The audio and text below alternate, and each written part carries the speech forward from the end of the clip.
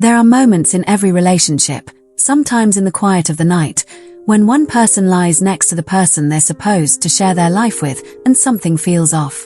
The connection that once felt so strong, so easy, seems to have disappeared.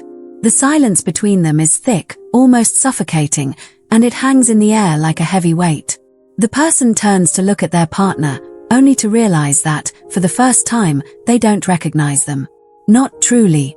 They feel more like a stranger than someone who's meant to be their closest ally. The warmth that once flowed effortlessly now seems as distant as the moon.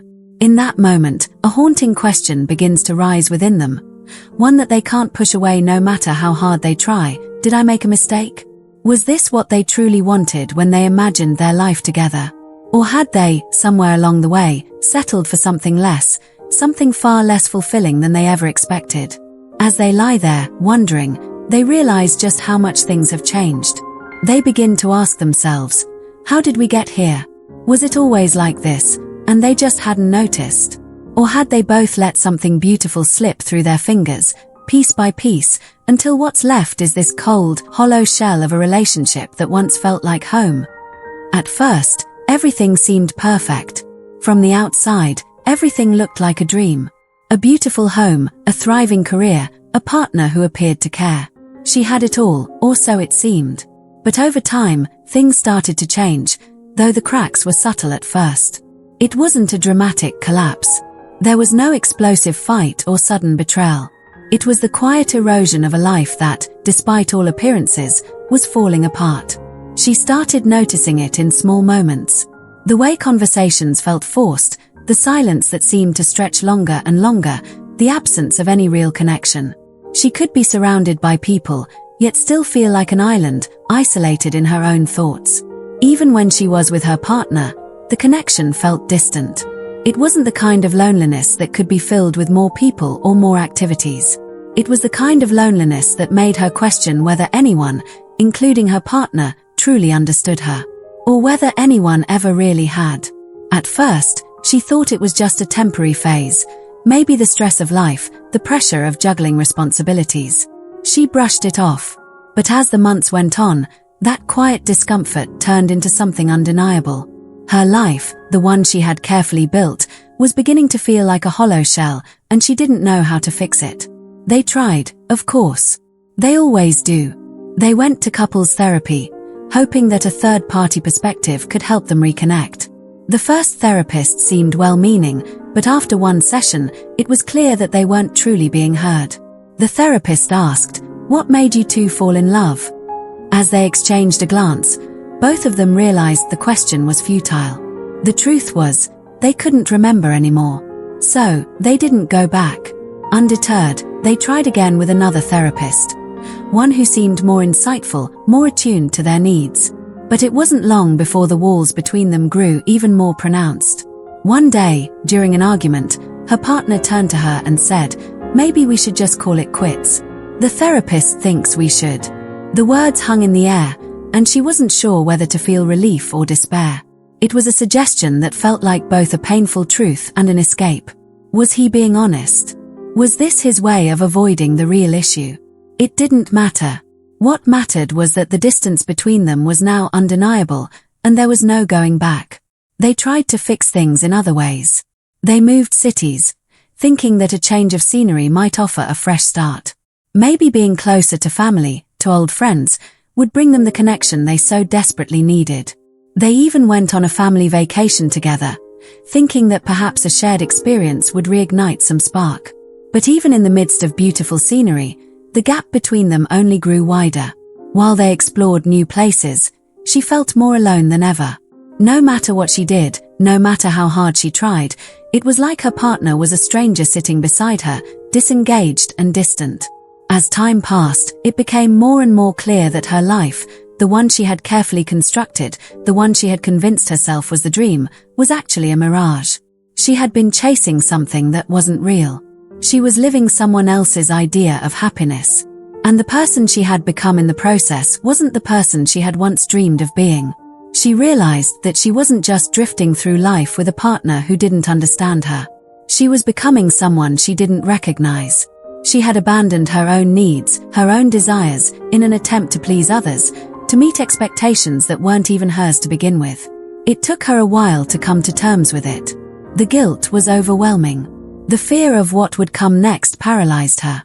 But once the realization sank in, she knew she couldn't ignore it anymore. The life she had been living wasn't hers. It had never been hers. And if she wanted to be truly happy, she would need to face that truth head-on.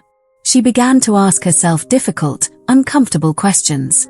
Questions that had been buried for so long under the weight of her responsibilities, her fears, and her assumptions about what her life should be. What did she really want? Not the things she had been taught to want or what others expected from her, but what did she genuinely crave in her heart of hearts? What made her feel truly alive, not just existing but feeling the pulse of life in her veins? She wondered, was she willing to let go of the things that no longer served her in order to find something real?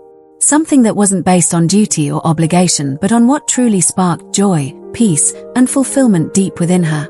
The answers didn't come easily, and they certainly didn't come overnight. They emerged slowly, like pieces of a puzzle that had been locked away for years, waiting for the right moment to reveal themselves. At first, they were whispers, tiny, fleeting thoughts that she wasn't sure were even real. But as she gave herself the space to listen, as she gave herself permission to stop pretending and start confronting the truth, those whispers grew louder. They became clear, undeniable truths about who she was and what she truly needed. As those answers began to surface, a sense of freedom started to emerge, freedom she hadn't known was possible.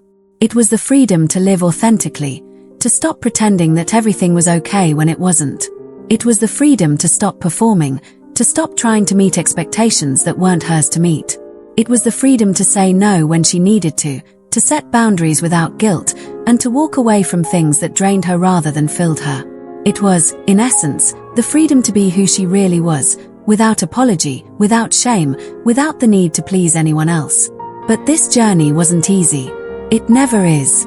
It took time, effort, and a deep, uncomfortable willingness to face the parts of herself that she had ignored or buried for far too long.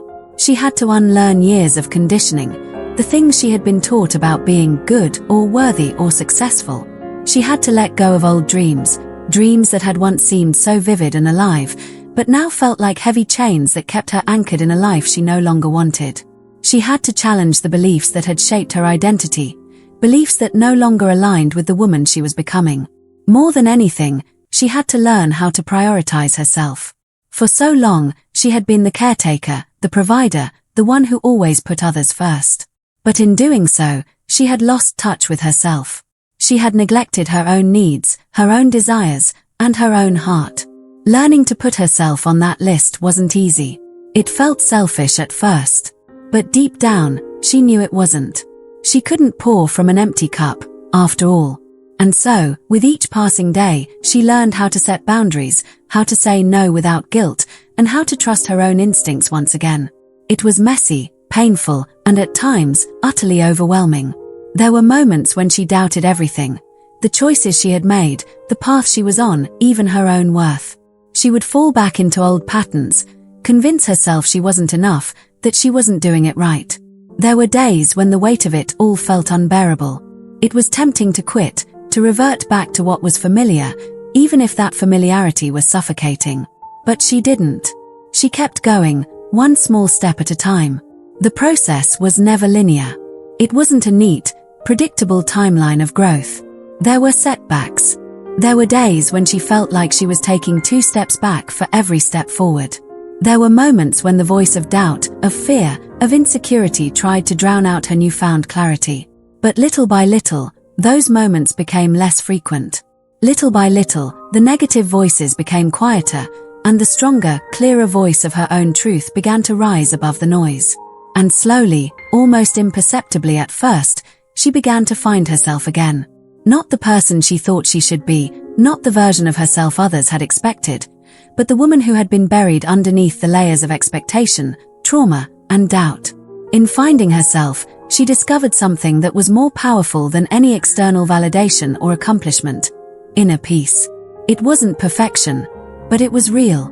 It was a sense of alignment, of living in harmony with her true self. It was no longer about fitting into a mold or meeting someone else's vision of success.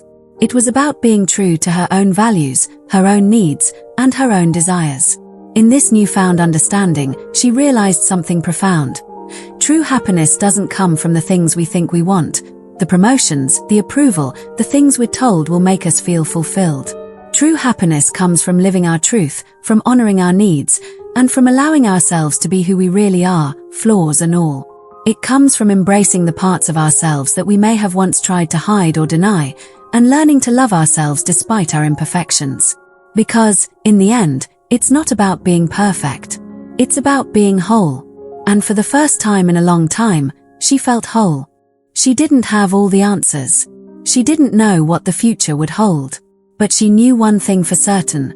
Happiness wasn't about perfection. It wasn't about a perfect relationship, a perfect life, or a perfect version of herself. It was about embracing the imperfections, the messy, complicated moments, and the journey of becoming who she was always meant to be. She understood now that the hardest part was not accepting the discomfort, but letting go of the illusions that had held her captive for so long. And with each step forward, the fog began to lift. What she had once thought was an end had turned into a new beginning. If her story resonates with you, if you've ever felt trapped in the pursuit of an illusion, if you've ever questioned whether the life you're living is really yours, you're not alone. The journey to authenticity isn't easy, but it is worth it. Subscribe to this channel for more stories of transformation, growth, and finding your true path. It's time to stop chasing illusions and start living your real life. Together, we can embrace the messy, beautiful journey toward the happiness that's waiting for us on the other side.